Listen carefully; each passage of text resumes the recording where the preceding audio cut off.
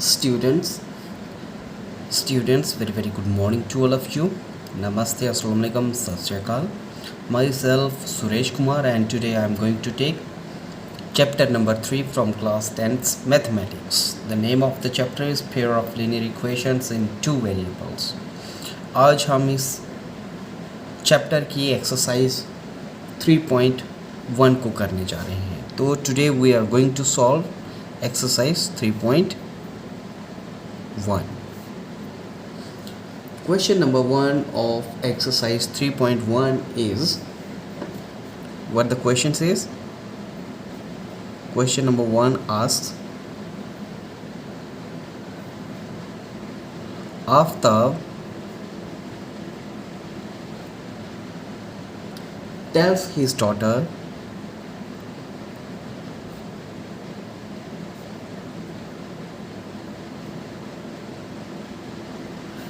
Aftab tells his daughter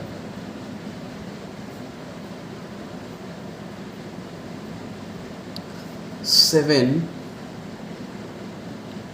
years ago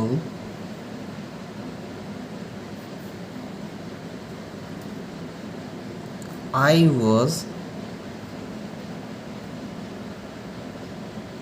7 times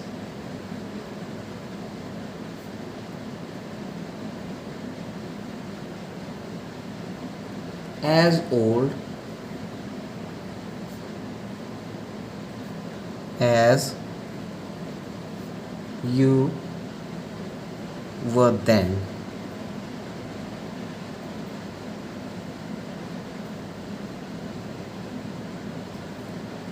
Also,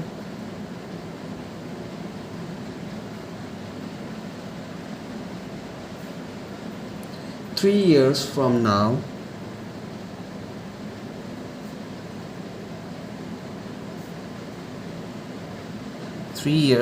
now I shall be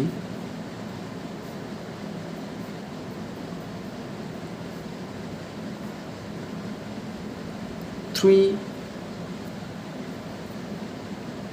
times as old as you will be.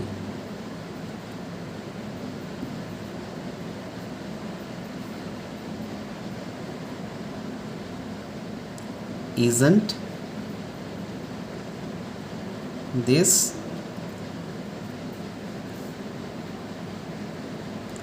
interesting?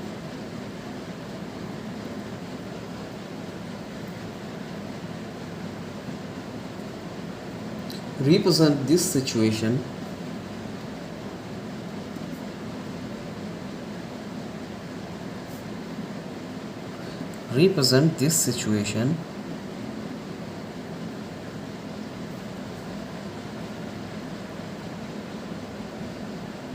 algebraically and graphically.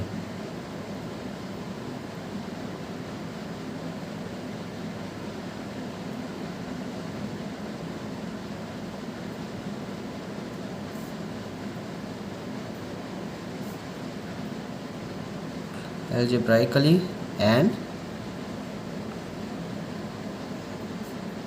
graphically.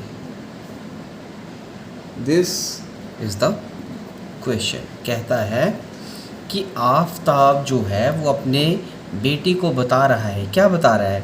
7 years ago, मतलब आज से 7 साल पहले.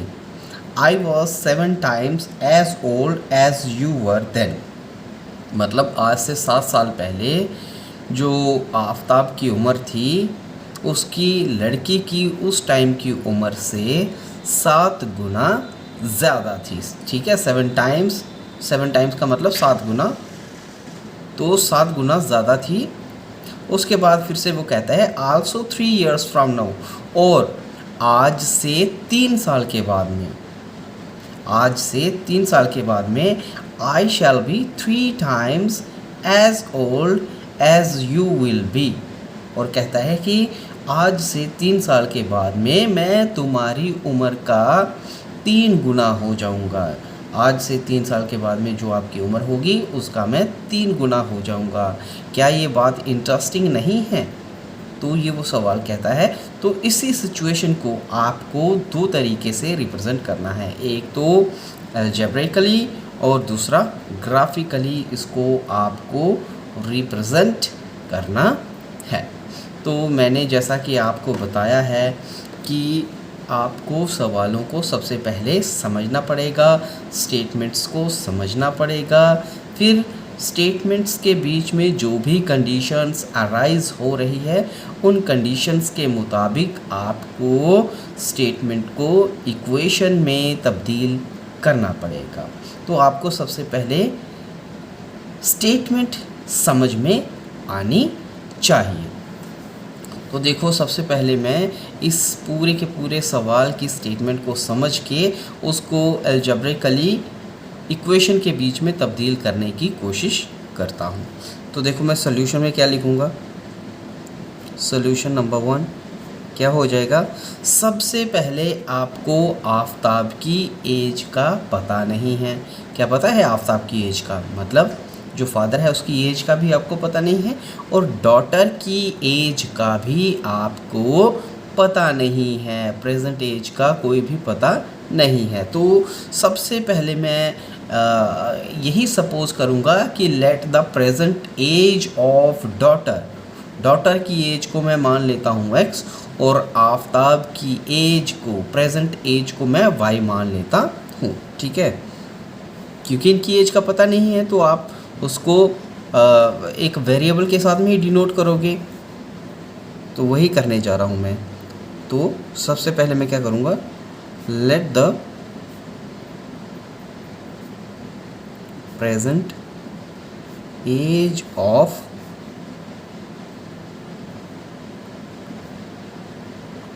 Aftab.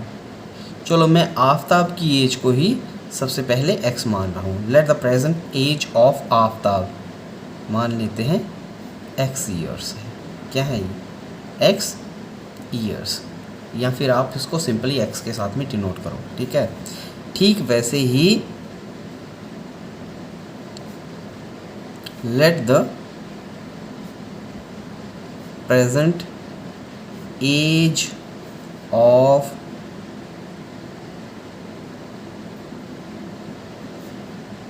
Daughter of Aftab. Aftab की daughter की present as जो है उसको मैं y मान लेता हूँ या y ईयर्स मान लेता हूँ। आप इसको x y ही मानो, ईयर्स को आप छोड़ो उसको। ठीक है, तो let the present age of Aftab भी x and let the present age of daughter of Aftab भी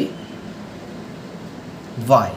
अब चलते हैं अकॉर्डिंग टू कंडीशंस, जो जो उसके बीच में कंडीशंस दे के रखी हुई हैं। सबसे पहले हम बात करते हैं पहली कंडीशन के बीच में। वो कहता है कि 7 years ago I was 7 times as old as you were then। इसका मतलब आज से 7 साल पहले। तो आज से 7 साल पहले आफताब की एज क्या होगी?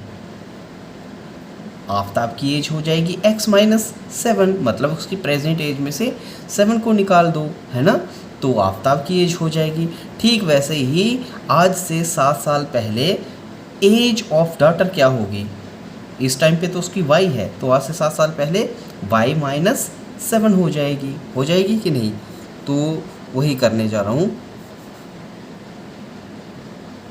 As of Aftab 7 years ago। आज से 7 साल पहले की उम्र किसकी? आफताब की। तो x माइनस 7 निकल जाएगा। ठीक है, मान लेते हैं आपकी प्रेजेंट एज 10 साल की है, तो आज से 7 साल पहले कितनी होगी? तो 10 माइनस 7 3 साल की होगी। ठीक वैसे ही यहाँ पर भी है, एज जो इस टाइम पे आफताब की इस टाइम पे है वो x है, तो आज से 7 साल पहले x माइनस 7 हो जाएगी। ऐसे ही एज ऑफ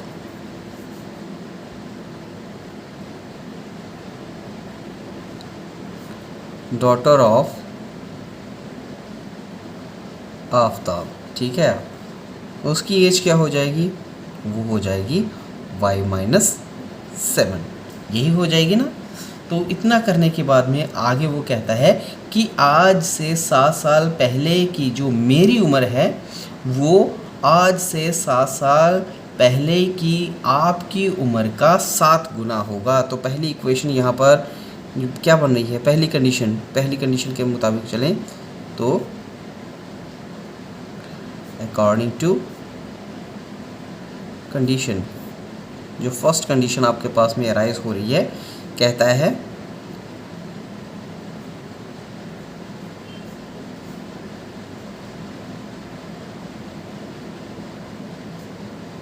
क्या कहता है वो, आज की कहता है कि आज से 7 साल पहले की जो मेरी उम्र थी वो आपकी उम्र का 7 गुना थी, ठीक है। आज से 7 साल पहले जो आपकी उम्र थी उसका वो 7 गुना थी। तो इक्वेशन क्या बनेगी, किस तरीके से आप इस कंडीशन को बराबर कर सकते हो। तो बराबर करने के लिए या तो आप क्या करोगे, या तो आप आफताब की जो 7 साल पहले की उम्र है उसको 7 के साथ में डिवाइड कर दो और इक्वल टू कर दो आज से 7 साल पहले की जो उम्र है डॉटर की, तो बराबर हो जाएगा। या फिर दूसरी कंडीशन ये हो सकती है कि डॉटर की उम्र जो आज से 7 साल पहले की है उसको 7 से मल्टीप्लाई कर दो, तो उस टाइम जो फादर की उम्र होगी आज से 7 साल पहले उसके बराबर वो उम्र हो जाएगी। तो ये 2 कंडीशन बन सकती है। या तो आप इसको क्या कर सकते हो, आप लिख सकते हो उसको x-7 आज से 7 साल पहले की उम्र जो फादर की है that is equal to 7 times, 7 time किसका, जो आज से 7 साल पहले की उम्र है उसकी बेटी की। तो ये पहली इक्वेशन बन जाएगी हमारे पास में, ठीक है। क्या बन जाएगी, ये पहली इक्वेशन बन जाएगी। इसको खोल करके लिखना होगा तो ये मेरे पास बन जाएगी। अब क्योंकि इसको हम सिंपल फॉर्म में लिखेंगे तो जब इसको खोल के लिखेंगे तो क्या बन जाएगा, ये x-7 इक्वल टू, ये 7 है ना, 7 इंटू वाई 7y बनेगा, और 7 इंटू -7 माइनस का 49 बन जाएगा कि नहीं, बन जाएगा। उसके बाद में मैं क्या करूँगा, अब इसको मुझे ज़ीरो वाली फॉर्म में तब्दील करना है, और सिंपल कर लो इसको, तो क्या कर जाऊँगा मैं, इसको x इधर वैसा का वैसा ही, ये 7y जो इस इक्वेशन के साइड में प्लस का है इधर आके माइनस का 7y हो जाएगा, ठीक है। और क्या हो जाएगा, ये माइनस का 7 है और ये प्लस का 49 है, जो कि इक्वल टू के इस साइड में जब आएगा तो प्लस का 49 हो जाएगा। क्या हो जाएगा, प्लस का 49 हो जाएगा। अब देखो इधर की सारी रकमों को मैं दूसरी साइड में लेके चला गया हूँ, सारे के सारे नंबरों को मैं इक्वल टू के दूसरी साइड में लेके चला गया हूँ। तो इस साइड में क्या रह जाएगा, इस साइड में रह गया मेरे पास में 0। और सिंपल इसको करने की कोशिश करूँगा तो मेरे पास में क्या बन रहा है, ये x-7y, ठीक है, x-7y, और ये क्या है, माइनस का 7 प्लस का 49, तो क्या रह जाएगा मेरे पास में, प्लस का 42 रह जाएगा, ठीक है। तो ये मेरे पास में बन जाएगी equation number 1 according to first condition. अब वो आगे जाके क्या कहता है, अगली कंडीशन जो वो बता रहा है कि अब आज से 3 साल के बाद में, है ना, नाउ एज आफ्टर, ये स्टेप्स मैं बढ़ा के लिख रहा हूँ ताकि आपकी पहले समझ में आ जाए। उसके बाद जब आप इन स्टेप्स का आपको पता चल जाएगा तो आप डायरेक्टली भी उनको कर सकते हो, बीच में से स्टेप्स को स्किप कर सकते हो, ठीक है। तो समझाने के लिए मैं सारे के स्टेप्स लिख रहा हूँ। अब क्या कर रहा हूँ, आज से 3 साल के बाद में, नाउ एज आफ्टर 3 years, ठीक है, आफ्टर 3 years फादर किसके बराबर हो जाएगा, फादर की एज क्या हो जाएगी, एज ऑफ आफताब, आफताब की उम्र क्या हो जाएगी? आफताब की उम्र हमने प्रेजेंट x लेके रखी थी, तो आज से 3 साल के बाद में x+3 हो जाएगी। इसी तरीके से एज ऑफ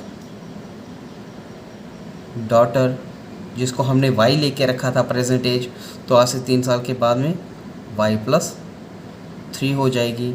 और यहाँ पर जो उसने कंडीशन बोली थी, यहाँ पर क्या कंडीशन बोली थी? अकॉर्डिंग टू कंडीशन,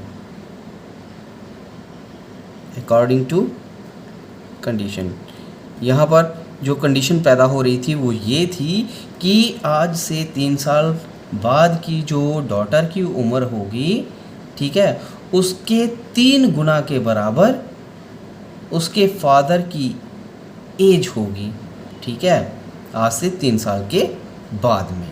तो ये कंडीशन पैदा हो रही थी। तो जब इसको मुझे इक्वेशन में तब्दील करना पड़ेगा तो क्या इक्वेशन बनेगी, किस तरीके से हम इन दोनों चीज़ों को बराबर करेंगे?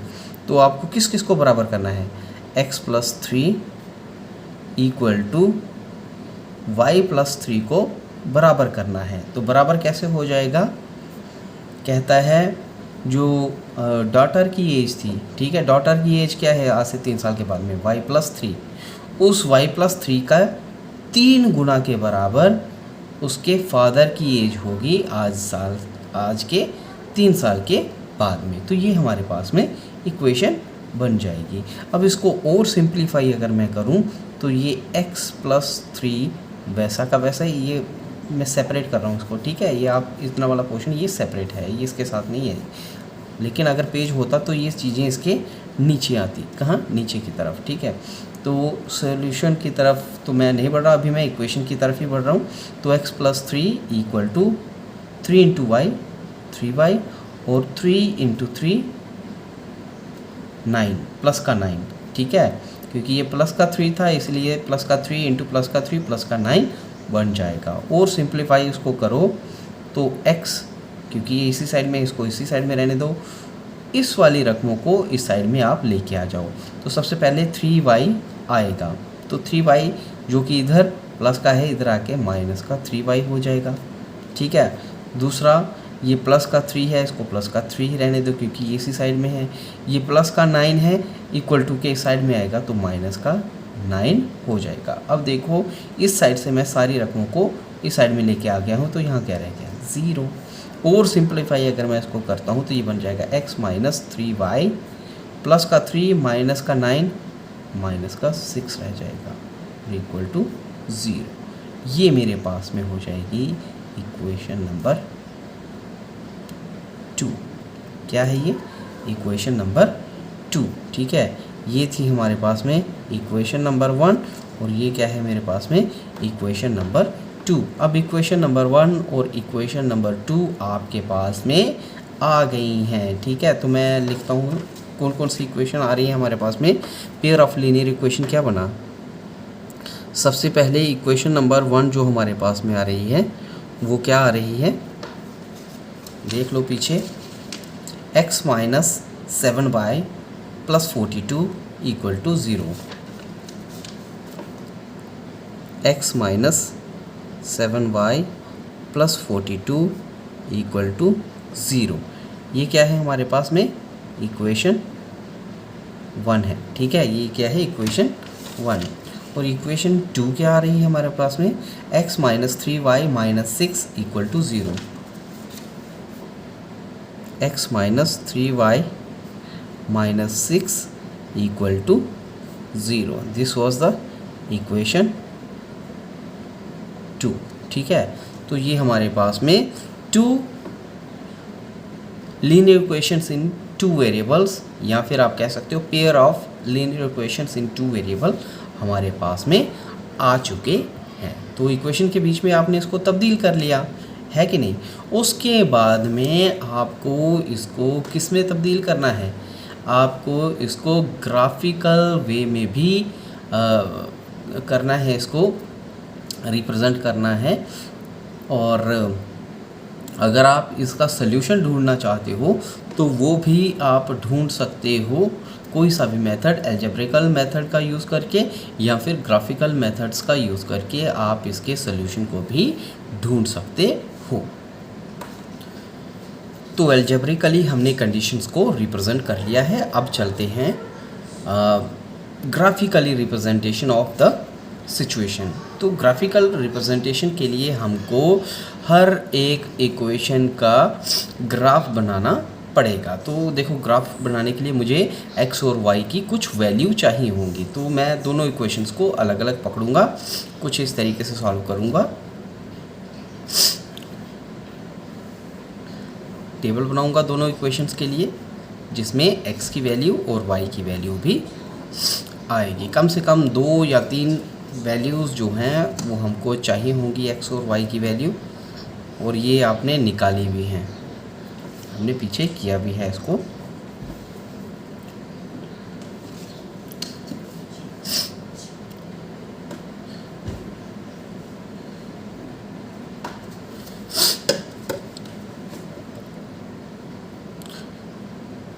ये है x और ये y। इस साइड में भी वैसे ही, ये है x और ये y। इधर जो भी वैल्यूज़ मैं लेने जा रहा हूँ दे आर फॉर इक्वेशन 1। ठीक है, कौन सी इक्वेशन के लिए है ये x वैल्यू, x और y की value? This is for equation 1। x minus 7y plus 42 equal to 0 के लिए ये वैल्यूज़, और x minus 3y minus 6 equal to 0 के लिए यहाँ पर वैल्यूज़ लिखी जाएगी। तो आपको पता ही है x और y की वैल्यूज़ को कैसे ढूंढा जाता है, कैसे इसका टेबल बनाया जाता है किसी लीनियर इक्वेशन इन 2 वेरिएबल के लिए। तो सबसे पहले मैं देखो फर्स्ट के लिए कर रहा हूँ। आपको इसके लिए करना क्या होगा कि आपको यहाँ पर टेबल के बीच में x की कोई ना कोई वैल्यू चूज़ करना पड़ेगी। 0 से लेके कोई भी वैल्यू आप चूज़ कर सकते हो। 0 हो सकता है, -1 हो सकता है, ठीक है, माइनस वाली भी हो सकती है, 0 भी हो सकती है, पॉजिटिव वाली वैल्यू भी हो सकती है। तो कोई ना कोई वैल्यू आप चूज़ करोगे, उस वैल्यू को ऊपर दी गई इक्वेशन के बीच में पुट करोगे, जिसके बाद में आपको y की कुछ ना कुछ वैल्यू मिलेगी। तो जो भी आपको y की वैल्यू मिलेगी उसको यहाँ पर पुट करोगे। जैसे मैं यहाँ पर x की वैल्यू 0 पुट करने जा रहा हूँ। जब आप x की जगह 0 पुट करते हो या x की वैल्यू को 0 लेते हो, तब इक्वेशन के बीच में y की वैल्यू क्या निकलेगी इन इक्वेशन 1। तो आप करके देख लो, सॉल्व करके देख लो। वैसे इस चीज़ को आपको रफ़ के ऊपर करना है, ठीक है, आप रफ़ के ऊपर कर सकते हो, आपको यहाँ पर सिर्फ टेबल ही बनाना है, लेकिन वो रफ़ पोर्शन भी मैं यहीं पर कर रहा हूँ ताकि आपकी समझ में आए।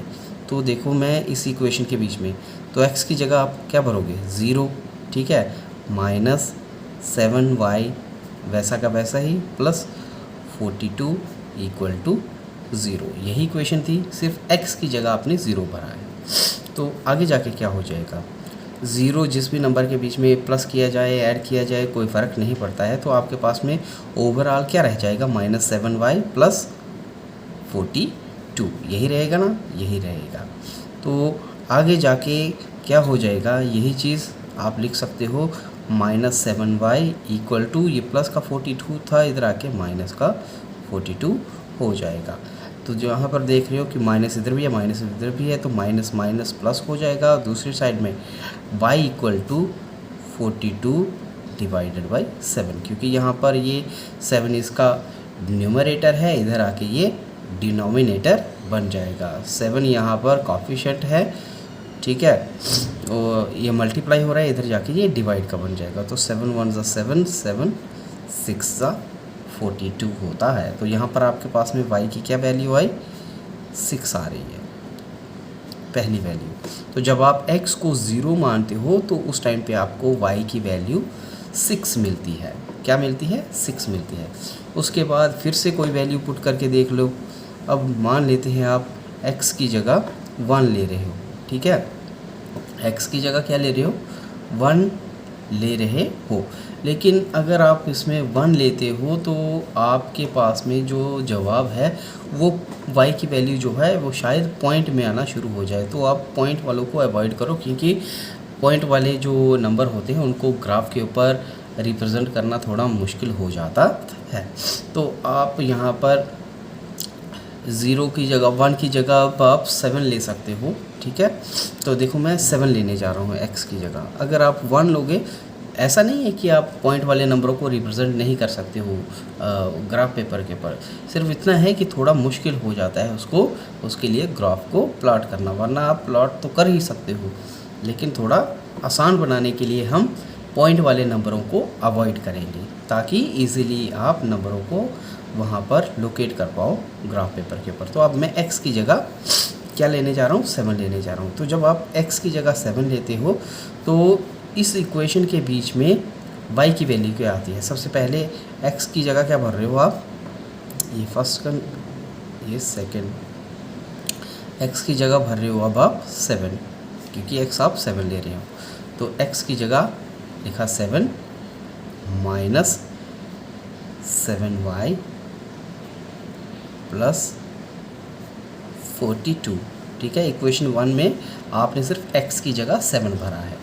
तो देखो 7 सोल्यूशन क्या आता है मेरे पास में, क्या बन जाएगा, ये बन जाएगा मेरे पास में माइनस का 7y इक्वल टू 42 प्लस 7, है ना। ये 42 प्लस का है ना, और ये 7 भी प्लस का है। तो 42 प्लस 7 कितना हो जाएगा, 49 इधर आएगा प्लस का, लेकिन जब वो 49 इक्वल टू के दूसरी साइड में जाएगा तो क्या बन जाएगा, माइनस का 49 बन जाएगा, ठीक है। उसके बाद में y इक्वल टू, सबसे पहले ये माइनस का है, ये भी माइनस का है, तो माइनस माइनस प्लस में तब्दील हो जाएगा, और y equal to 49 divided by 7 हो जाएगा। 7 यहाँ पर मल्टीप्लाई है, इधर आके डिवाइड, तो 7 1 7, 7 7 49 होता है। तो जब आप x की जगह 7 लेते हो तब आप y की जगह भी आपको 7 ही हासिल होता है। तो आपके पास में 2 वैल्यूज़ आ गई, है ना। जब भी आपको ग्राफ प्लॉट करना होता है किसी लीनियर इक्वेशन इन 2 वेरिएबल का, तो कम से कम आपको 2 पॉइंट्स का होना ज़रूरी है। तो वो 2 पॉइंट्स हमने ढूंढ लिए, x की 2 वैल्यूज़ ढूंढ ली और y की 2 वैल्यूज़ ढूंढ ली। अगर इससे ज़्यादा भी आप वैल्यूज़ को ढूंढते हैं तो और भी अच्छा रहता है, लेकिन कम से कम 2 वैल्यूज़ का होना ज़रूरी है। कम से कम y की 2 वैल्यूज़ और x की 2 वैल्यूज़ का होना ज़रूरी है। तो ये आपने 2 पॉइंट हासिल कर लिया। अब ठीक वैसे ही आप इक्वेशन 2 के लिए भी करोगे, x की कोई ना कोई वैल्यू पुट करोगे और तब आपको y की कोई ना कोई वैल्यू हासिल हो जाएगी। जैसे x की जगह मैं फिर से 0 ले रहा हूँ, ठीक है। जब आप x की जगह 0 लेते हो तब इक्वेशन क्या बनती है, तो वो बन जाएगी ये 0 minus 3y minus 6 equal to 0। और 0 चाहे जिस भी नंबर के बीच में प्लस करो या माइनस करो कोई फ़र्क नहीं पड़ता। तो ये इक्वेशन ओवरऑल क्या रह जाएगी, minus 3y minus 6 equal to 0 रह जाएगी, ठीक है। तो आगे जाके क्या बन जाएगा, ये माइनस 3y इक्वल टू, ये माइनस का था, इधर आके ये प्लस का 6 हो जाएगा, और y equal to 6 over minus 3 हो जाएगा, क्योंकि माइनस 3 यहाँ पर मल्टीप्लिकेशन, इधर आके डिवाइड, 3 1 3, 3 2 6। तो मेरे पास आ रहा है 2 ओवर माइनस 1। लेकिन आपको पता है डिनोमिनेटर कभी भी माइनस में नहीं होता, इसीलिए डिनोमिनेटर को इसीलिए ऐसे रैशनल नंबर को क्या किया जाता है, उसके न्यूमरेटर को माइनस कर दिया जाता है। डिनोमिनेटर कभी भी माइनस नहीं होता किसी भी रैशनल नंबर का। तो इसलिए ये क्या बन जाएगा, माइनस का 2/1, या सिंपली आप इसको 2 भी लिख सकते हो, माइनस का 2 भी लिख सकते हो। तो जब आप x की वैल्यू 0 लेते हो तब आपके पास में y की वैल्यू -2 आती है। एक वैल्यू आपने निकाल ली। उसके बाद में अब आप 0 की जगह 6 लेके देख लो, ठीक है। x की जगह, ठीक है, x में 0 की जगह 6 लेके देख लो तो आपके पास में क्या आता है। आप कुछ भी ले सकते हो यहाँ पर, ऐसा नहीं है आपको कोई बांध के नहीं रखा हुआ कि आपने कोई पर्टिकुलर वैल्यूज़ ही चूज़ करनी है। आप कुछ भी वैल्यू ले सकते हो ग्राफ पेपर के बीच में, वैसा ही रिज़ल्ट देगा जैसा वो इस वैल्यू के साथ में देगा, ठीक है।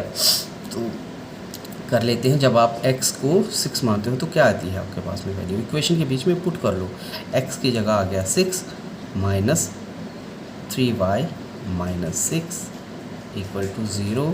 आगे जाके क्या हो जाएगा, ये हो जाएगा मेरे पास में, ये 6 प्लस का है, ये 6 माइनस का है, तो यहाँ पर ये 6 कैंसिल हो जाएगा, रह गया मेरे पास में माइनस का 3y। क्या रह गया? माइनस का 3y इक्वल टू 0। और y क्या हो जाएगा? y इक्वल टू हो जाएगा 0 ओवर माइनस 3। तो 0 को जिस भी नंबर के साथ में डिवाइड करोगे वो तो 0 ही रहेगा। ये रह गया मेरे पास में y इक्वल टू 0, इसकी वैल्यू आ रही है। इसका मतलब जब आप x की जगह 6 लोगे तो तब आपको y की जगह 0 वैल्यू हासिल हो जाएगी। ठीक है, कितनी हो जाएगी? 0 वैल्यू हासिल हो जाएगी। इसी तरीके से अगर आप x की जगह 3 लेते हो, इसमें मैं 3 वैल्यूज़ निकाल रहा हूँ, वैसे आपके पास में कम से कम 2 होनी चाहिए, मैं तीसरा एक एक्स्ट्रा ऐसे ही ले रहा हूँ। ठीक है, तो अगर आप x की जगह 3 लेते हो तब आपके पास में क्या बन जाएगी equation? x minus 3y minus 6 है, तो x की जगह 3 भरा तो ये बन जाएगा 3 minus 3y minus 6 equal to 0। आगे जाके क्या हो जाएगा? ये प्लस का 3 माइनस का 6, तो माइनस का 3 रह जाएगा। क्या रह जाएगा? माइनस का 3 रह जाएगा। तो माइनस का 3 जब इस साइड में जाएगा तो प्लस का 3 हो जाएगा। तो क्या रह जाएगा? ये माइनस 3y इक्वल टू 3। ठीक है, और y equal to 3 over minus 3, तो 3 कैंसिल, रह के गया 1 ओवर माइनस 1। तो डिनोमिनेटर कभी भी माइनस 1 नहीं होता, इसीलिए ये न्यूमरेटर ही -1 लिखा जाएगा। तो आपके पास में उस टाइम पे जब आप x की जगह 3 लेते हो तब आपके पास में इक्वेशन 2 में y की जगह -1 हासिल होता है। तो ये आपके पास में टेबल आ गया। अब आपको इसका ग्राफ प्लॉट करना है। ठीक है, क्योंकि आपको ग्राफिकल रिप्रेजेंटेशन देनी है तो ग्राफ प्लॉट करना है। मेरे पास में ग्राफ पेपर नहीं है, लेकिन आपको समझाने के लिए मैं इस प्लेन के पेपर के ऊपर ही आपको समझा दूंगा। मैं इसी के ऊपर ग्राफ बनाने जा रहा हूँ। देखो, सबसे पहले ग्राफ बनाने के लिए मैं देख रहा हूँ कि x की मैक्सिमम वैल्यू क्या आ रही है। ठीक है, और y की मैक्सिमम वैल्यू क्या आ रही है दोनों ग्राफ के बीच में। तो देख रहे हैं हम x की मैक्सिमम वैल्यू जो आ रही है वो 7 आ रही है, और y की मैक्सिमम वैल्यू जो आ रही है वो भी 7 ही आ रही है। तो मैं एक ग्राफ अगर बनाऊं जिसमें x एक्सिस के ऊपर मैक्सिमम 7 या 10 तक के इक्वल पार्ट्स लूं, या y के ऊपर भी इक्वल पार्ट्स लूँ 10, तो उसी के बीच में ये मेरा ग्राफ प्लॉट हो जाएगा। तो ये मेरे को एक गैस मिल जाएगा। गैस के लिए मैंने क्या देखा? मैक्सिमम वैल्यू क्या आ रही है x और y की इन दोनों इक्वेशंस के बीच में। तो अब मैं क्या करूँगा? ग्राफ बनाने जा रहा हूँ। तो कर रहा हूँ मैं, यहाँ पर रखता हूँ।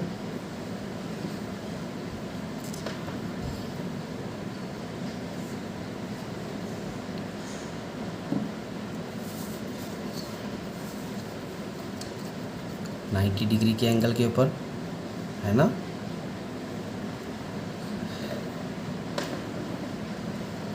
कर दिया, हो गया। ये आ गई हमारी x एक्सिस। ठीक है, x एक्सिस ये आ गई x डैश। x डैश के ऊपर माइनस में नंबर्स को शो किया जाएगा। ठीक वैसे ही आ गई y एक्सिस, और इसके नीचे आएगी y डैश। ठीक है, अब बात करते हैं इनके इक्वल पार्ट्स की। तो इक्वल पार्ट्स के लिए मैं यहाँ पर स्केल का यूज़ करने जा रहा हूँ इक्वल पार्ट्स बनाने के लिए। 0.5 का मैं एक पार्ट रखूँगा। ठीक है, यानी कि 1 सेंटीमीटर के 2 पार्ट होंगे।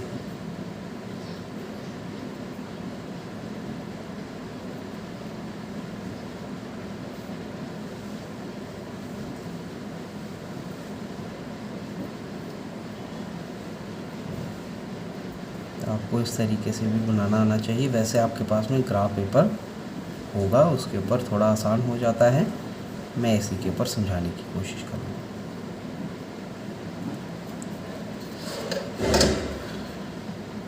ये पॉइंट किसको डिनोट करेगा, ये पॉइंट करेगा ओरिजिन को डिनोट या फिर ज़ीरो को डिनोट। अब इसी तरीके से वाई एक्सिस को तो मैंने कर लिया, अब एक्स एक्सिस को भी डिवाइड करके देख लेता हूँ, इक्वल सेगमेंट्स बना करके देख लेता हूँ। तो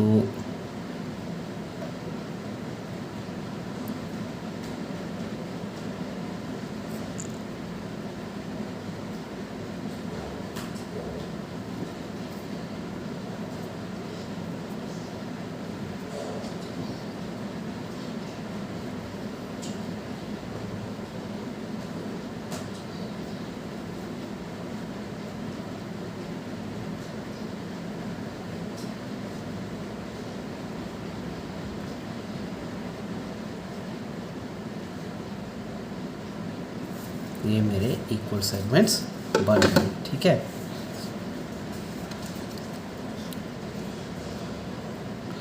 ये पॉइंट किसको डिनोट करेगा, दिस इज़ ज़ीरो, या फिर ये ओरिजिन है, इसको मैं ज़ीरो कह सकता हूँ, या फिर ये ओरिजिन पॉइंट कहलाएगा। यहाँ पर एक्स एक्सिस और वाई एक्सिस एक दूसरे को काटती हुई जाएगी, उस पॉइंट को हम ओरिजिन कहते हैं, स्टार्टिंग पॉइंट कहते हैं, ओरिजिन भी कहते हैं या स्टार्टिंग पॉइंट भी कहते हैं, ठीक है। ओ पॉइंट भी इसको कहा जाएगा, ठीक है। तो यहाँ पर जो इस साइड में आएगा एक्स एक्सिस पे वो 1 2 3 मतलब पॉजिटिव नंबर आएंगे, इस साइड में जाएंगे तो नेगेटिव आएंगे। वाई एक्सिस के लिए ऊपर की तरफ पॉजिटिव और नीचे की तरफ वाई डैश की तरफ नेगेटिव आएंगे। तो अब मुझे सबसे पहले ये क्या है, ये तो हो जाएगा मेरा पॉजिटिव का 1, ठीक है। ये क्या है पॉजिटिव 2, ये क्या है पॉजिटिव 3, ये क्या है पॉजिटिव 4, ये 5 है, ये 6 है, ये 7 है, ये 8 है, ये 9 है, ये 10 है, ठीक है। वैसे इसी के बीच में हमारा सब कुछ हो जाएगा। ये हो जाएगा -1, ये -2, ये -3, ये -4, ये वाला, ये -5, -6, -7, -8, और ये -9 और ये -10, ठीक है। वैसे हमें ग्राफ पेपर के ऊपर इस तरीके से नहीं बनाना है, हम वहाँ पर आपको इक्वल सेगमेंट्स पहले ही दे के रखे हुए होते हैं, आप एक सेगमेंट को एक के बराबर वहाँ पर मान सकते हो। तो यहाँ पर भी मैं हर एक सेंटीमीटर के मैंने 2 हिस्से करके रखे हुए हैं, ठीक है। तो हर एक छोटा हिस्सा जो है वो एक पार्ट को डिनोट कर रहा है। तो 1 2 3 4 5 6 10 पार्ट है यहाँ पर, ठीक। वैसे इधर नीचे की तरफ जाएंगे, -1, -2, -3, -4, -5, -6, -7, -8, -9 और ये -10 है। ऊपर की तरफ जाएंगे, ये 1 है, ये 2 है, ये 3 है, ये 4 है, ये 5 है, ये 6 है, ये 7 है, 8 है, ये 9 है और ये 10 है। अब इसी के बीच में हमारा सब कुछ हो जाएगा। सबसे पहले करते हैं फॉर इक्वेशन 1। इक्वेशन 1 में x 0 है और x 7 है, ठीक है, और y 6 है और y 7 है। पहले इसी को हम प्लॉट करके देख लेते हैं। तो देखो, मैं इधर रख रहा हूँ उसको ताकि आपको भी ये दिखता रहे। सबसे पहले इक्वेशन 1 को ही प्लॉट कर रहा हूँ। जब मेरे पास में x जो है वो 0 है, ठीक है, जब मेरे पास में x जो है वो 0 है, उस टाइम पे y मेरे पास में क्या है 6। जब x मेरे पास में 0 है उस टाइम पे y जो मेरे पास में आ रहा है वो 6 आ रहा है। तो ये पॉइंट कहाँ पे जाएगा, x पे 0, y पे 6, यानी कि यहाँ पर, ठीक है। उसके बाद में दूसरे पॉइंट की तरफ चलते हैं। जब मेरे पास में x जो है वो 7 है, मतलब x पे 7 और y पे भी ये कितना आ रहा है 7 आ रहा है। y पे कितना आ रहा है, ये y पे भी ये 7 ही आ रहा है। तो आप इसको कुछ इस तरीके से मिला सकते हो, ठीक है। y पे भी क्या है,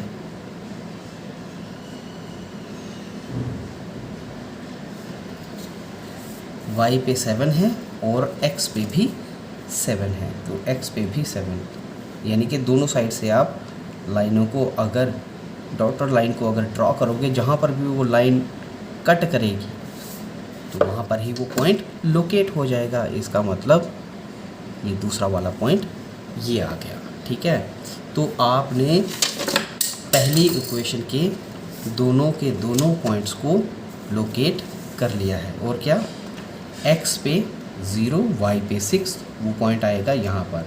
उसके बाद x पे 7, y पे भी 7 तो वो पॉइंट आएगा यहाँ पर। तो अब आगे क्या करोगे, आगे आप इन दोनों पॉइंट्स को जोड़ दोगे। ठीक है, क्या करोगे, दोनों पॉइंट्स को जोड़ दो। जैसे यहाँ पर मैं जोड़ने जा रहा हूँ। ठीक है, कुछ इस तरीके से एक दूसरे पॉइंट के बीच में से एक लाइन गुजरती हुई चली जाएगी। और ये जो लाइन होगी इट विल रिप्रेजेंट इक्वेशन 1। ये किसके लिए है, ये इक्वेशन 1 के लिए है। ठीक है, इक्वेशन 1 के लिए है। ठीक है, यहाँ आप इसी के ऊपर इक्वेशन का नाम भी लिख सकते हो। इक्वेशन 1 है क्या, x minus 7y plus 42 equal to 0। ये इक्वेशन 1 है। ये वाली लाइन इसको डिनोट कर रही है। अब आपको एक चीज़ का और भी पता होगा, जब हम पॉइंट्स को ग्राफ पेपर के ऊपर लोकेट करते हैं तो उस पॉइंट का कोई नाम भी होता है, साथ ही साथ उसके कोऑर्डिनेट्स को भी साथ में लिखा जाता है। कुछ इस तरीके से, अगर ये पॉइंट है, इस पॉइंट का नाम जो है वो ए पॉइंट है। क्या है इसका पॉइंट का नाम, ए पॉइंट है। इस पॉइंट की कोऑर्डिनेट जो हैं उनकी डायरेक्शन क्या है, कोऑर्डिनेट्स क्या है, एक्स एक्सिस पे 0 है और वाई एक्सिस पे ये 6 है। कुछ इस तरीके से लिखा जाता है ना, वही चीज़ यहाँ पर भी लिखी। अब ये पॉइंट क्या है, ये पॉइंट है मेरे पास में बी पॉइंट। इसके कोऑर्डिनेट्स क्या हैं, एक्स एक्सिस पे ये 7 है और वाई एक्सिस पे भी ये 7 है। तो एक इक्वेशन का आपने ग्राफ बना लिया। अब चलते हैं दूसरे वाली इक्वेशन के ग्राफ की तरफ। और दूसरे वाली इक्वेशन के बीच में हमको क्या दे के रखा हुआ है, जब x मेरे पास में 0 है तब y जो है वो -2 है। जब x मेरे पास 6 है तब y जो है वो मेरे पास में 0 है। जब x मेरे पास 3 है तब y मेरे पास में -1 है। तो अब इसके लिए ग्राफ को प्लॉट करते हैं। रखता हूँ यहाँ पर। सबसे पहले जब मेरे पास में x जो है वो 0 है, जब मैं x को 0 मानूँ तब y मेरे पास में -2 है। तो -2 कहाँ पर आएगा, यहाँ पर।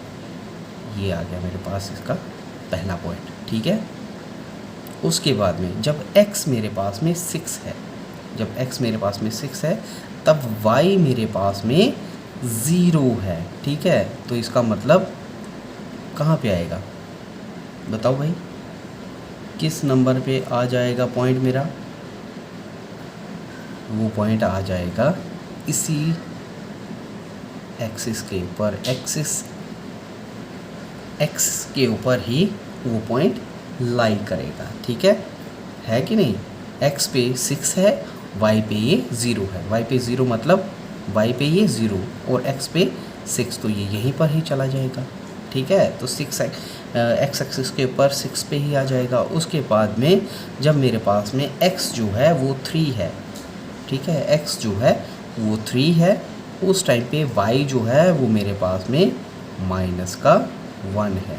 ठीक है, x जो है 3 है तब उस टाइम पे y मेरे पास में क्या है, -1। तो वही पॉइंट कहाँ पे आएगा, यहाँ पर। ठीक है, कुछ इस तरीके से। अब आपको इनको जोड़ना भी है, इन तीनों पॉइंट्स को जोड़ना भी है, तो ये कुछ इस तरीके से जुड़ जाएंगे।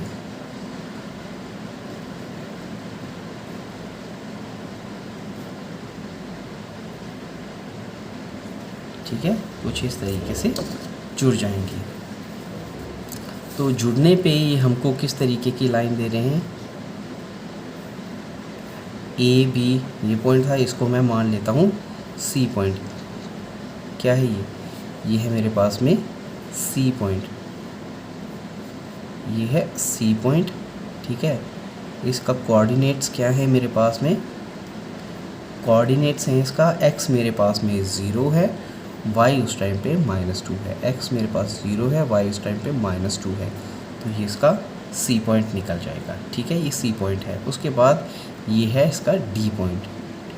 D पॉइंट का कोऑर्डिनेट्स क्या है, जब मेरे पास में x जो है वो 3 है, तब उस टाइम पे y मेरे पास में -1 आ रहा है। ठीक है, उसके बाद में D के बाद में E पॉइंट पे चलते हैं। कौन से पॉइंट पे, E पॉइंट पे। E पॉइंट क्या डिनोट कर रहा है, जब मेरे पास में x जो है वो 6 है, उस टाइम पे y मेरे पास में 0 है।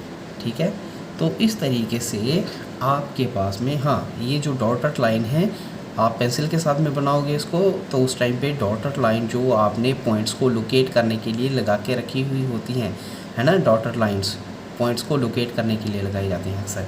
तो इन डॉटेड लाइंस को आप रबर के साथ में मिटा दोगे तो आपके पास में उस टाइम पे क्या बनेगा, एक ग्राफ जो होगा लीनियर ग्राफ, एक ये वाला दिखेगा और एक ये वाला ग्राफ दिखेगा। ठीक है, तो इस ग्राफ के ऊपर हमने इन दोनों इक्वेशंस को रिप्रेजेंट कर दिया है। तो एल्जेब्रिकली भी हमने इन इक्वेशंस को रिप्रेजेंट कर लिया है, सिचुएशंस को रिप्रेजेंट कर लिया है, और ग्राफिकली भी इन इक्वेशंस को हमने रिप्रेजेंट कर लिया है। तो this is graphical representation of these given equation. अब यहाँ पर हमने इक्वेशन 1 तो लिखी है, यहाँ पर इक्वेशन 2 का ग्राफ जिसके लिए बना के रखा है उस इक्वेशन 2 को भी लिखेंगे। तो यहाँ पर इक्वेशन 2 आएगी। ठीक है, इक्वेशन 2, और है क्या ये इक्वेशन 2?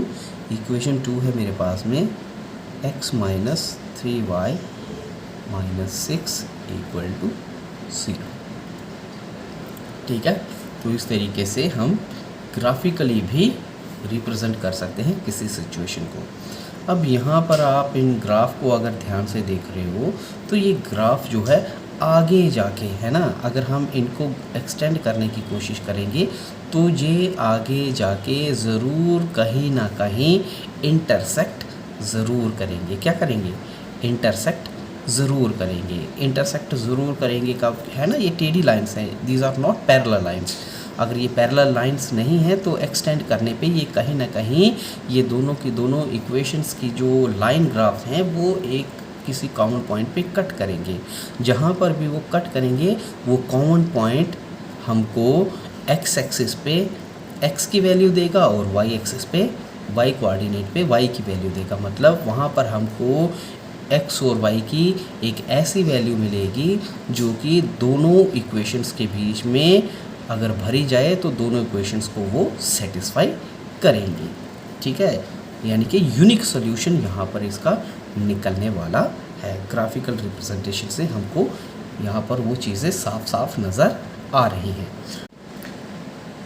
स्टूडेंट्स, आज के लिए इतना ही। उम्मीद है आपको ये सवाल समझ में आए होंगे, सवाल निकालने का तरीका समझ में आया होगा।